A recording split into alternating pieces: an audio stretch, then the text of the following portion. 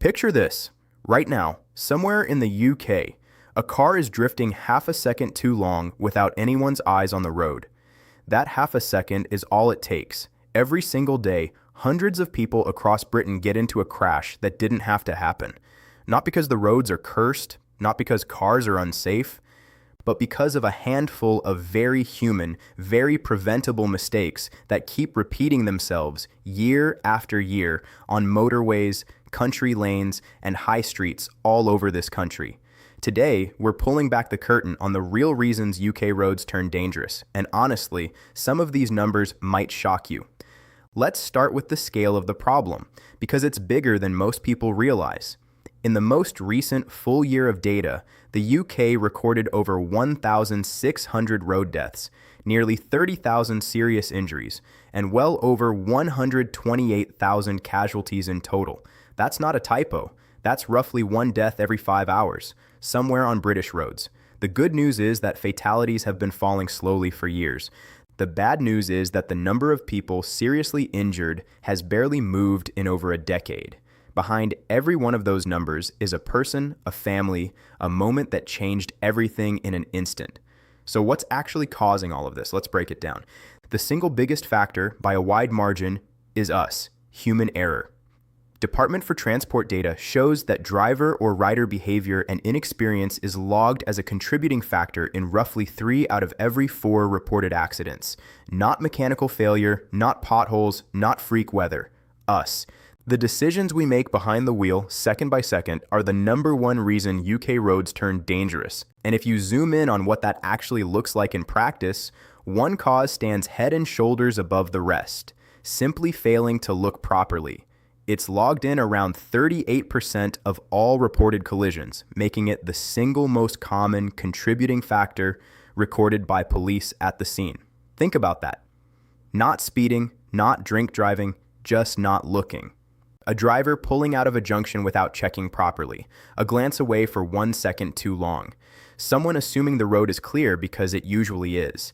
This is the unglamorous, unsexy, totally avoidable cause sitting at the very top of the list, and it should make every single one of us think twice before we pull away from a junction without a proper look. Next up, speed. It's involved in around 42% of accidents, and it's one of those factors that doesn't just cause crashes, it makes them far more deadly when they happen. The faster a car is traveling, the less time a driver has to react, the longer it takes to stop, and the more violent the impact when something goes wrong. Interestingly, this isn't just about drivers blasting down motorways at silly speeds. A huge number of speed-related crashes happen on ordinary roads, where someone simply misjudges how fast they're going for the conditions, the bend, or the junction ahead. Speed limits exist because someone, somewhere, already worked out the maths. Ignoring them rewrites the odds against you. Then there's distraction, and this one has exploded in the last decade thanks to one device in particular. Mobile phones, whether it's glancing at a text, checking a notification, or worse, actually scrolling while driving, phone use behind the wheel takes your eyes off the road for far longer than most people think.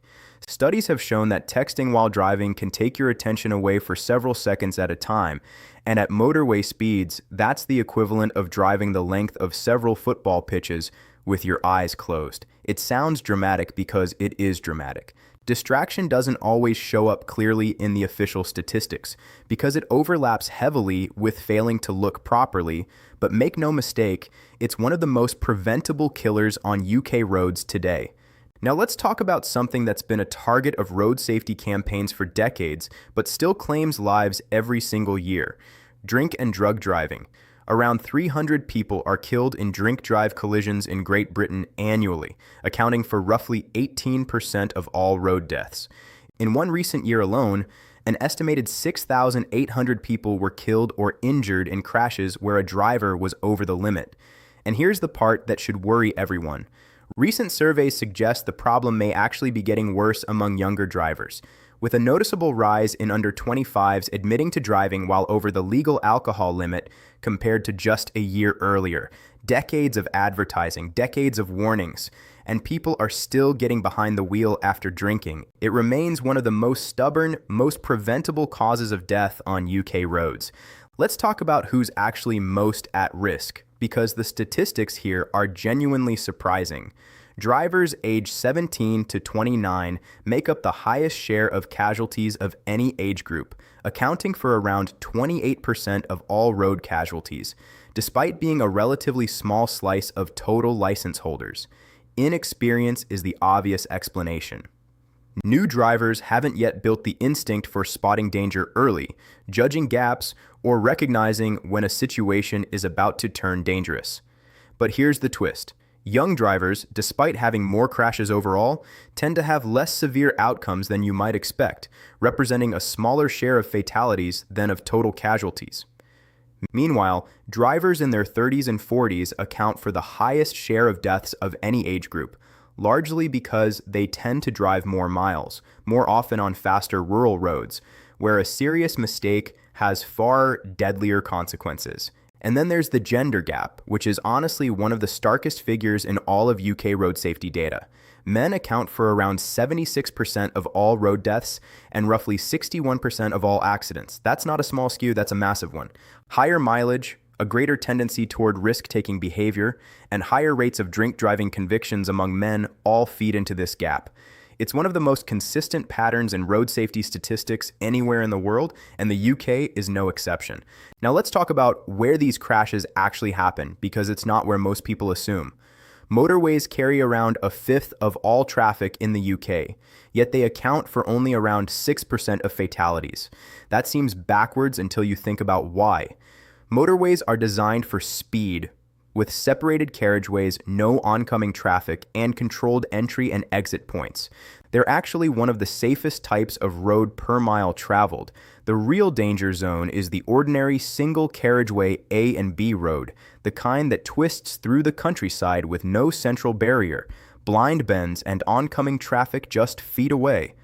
The vast majority of fatal collisions happen on exactly these kinds of roads, the ones that feel familiar and harmless precisely because we drive them every single day. Let's not forget the most vulnerable people on the road, the ones with the least protection around them. Motorcyclists make up only around 1% of total road traffic, yet they account for over a fifth of all road deaths. Think about that ratio for a second. 1% of traffic, 20% of deaths. Pedal cyclists face a similar story, with dozens of deaths and well over 1,000 serious injuries every year, almost always in collisions with motor vehicles many times their size and weight. Pedestrians too remain at constant risk, particularly in towns and cities, where a moment's distraction from a driver can have devastating consequences for someone simply trying to cross the road. There's also a smaller but still important cause hiding near the bottom of the list. Vehicle defects, things like worn tires, faulty brakes, or failing lights, contribute to a relatively small proportion of serious and fatal crashes, somewhere around 1%. It's small, but it's also entirely avoidable. A 5-minute tire check or remembering to get that warning light looked at could be the difference between a normal Tuesday and a life-changing accident. It's a quiet reminder that road safety isn't only about how we drive, it's also about what we're driving.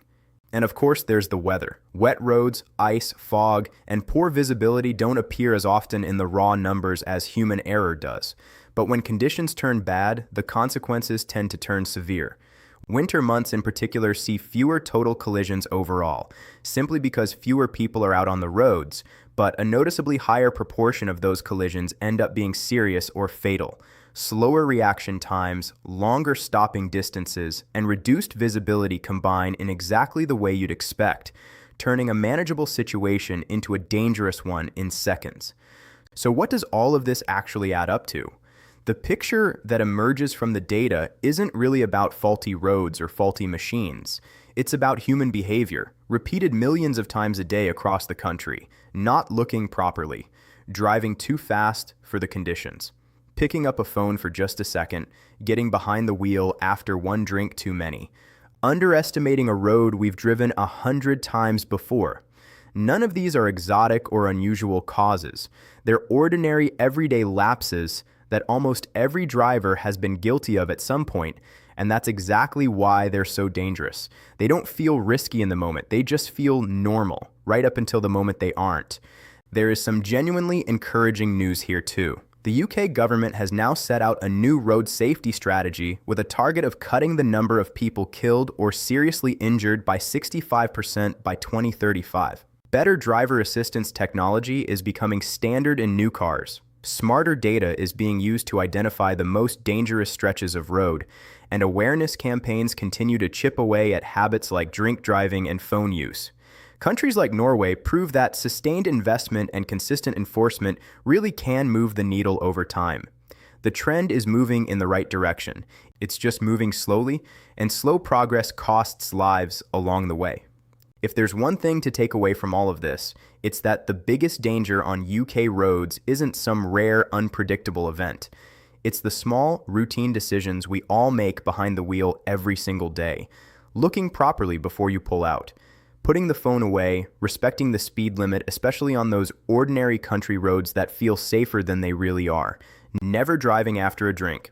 These aren't complicated fixes. They're simple habits that, multiplied across millions of journeys every day, could genuinely save thousands of lives a year.